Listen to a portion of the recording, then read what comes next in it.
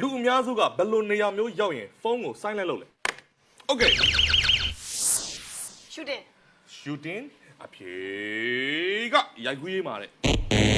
အရောက်တရားစဉ်းစားတော့အရောက်တရား shooting မရောက်ဘူးတဲ့သူလည်းအများကြီးရှိနိုင်တယ်ဟုတ်ပြီလူအများစုကဘယ်လိုနေရာမျိုးရောက်ရင်ဖုန်းကို silent လုပ်လဲ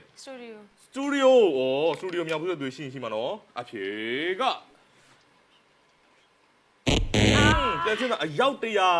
ကိုယ်တိုင်မဟုတ်ဘူးလူအများစုကဘယ်လိုနေရာမျိုးရောက်ရင်ဖုန်းကို silent လုပ်လဲ meeting အစည်းအဝေးအဖြေက meeting okay အစည်းအဝေးကနေရတယ်ဟုတ်ပြီတော့ပြန်စင်တော့ဘယ်လိုလဲဟုတ်ပြီတော့ကိုကပြန်သူများပေးဖြစ်မလား ကိုဖြစ်မှာပေးဖြစ်မယ်နေရာယူပါ okay ဘယ်လိုလဲစင်တော့ဘယ်လိုလဲကိုယ်တိုင်မဟုတ်ကိုရီးယား shooting တို့ခုနကပြော studio ရောက်ဘူးရောက်ပြီဒါပေမဲ့အရောက်တရားကမရောက်ဘူးရင်မရဘူးတော့ဘယ်တော့ကဲ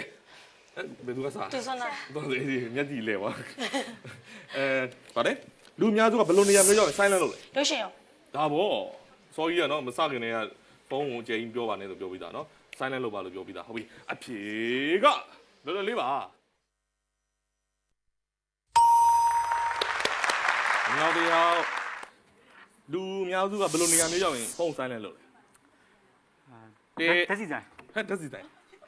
ဖုန်း silent လုပ်ပါဖုန်းပေးရတာမဟုတ်လား ဖုန်းပေးရတယ်တက်စီဆိုင်ကောင်မလေးကြားသွားမှာဆိုလို့အဖြေက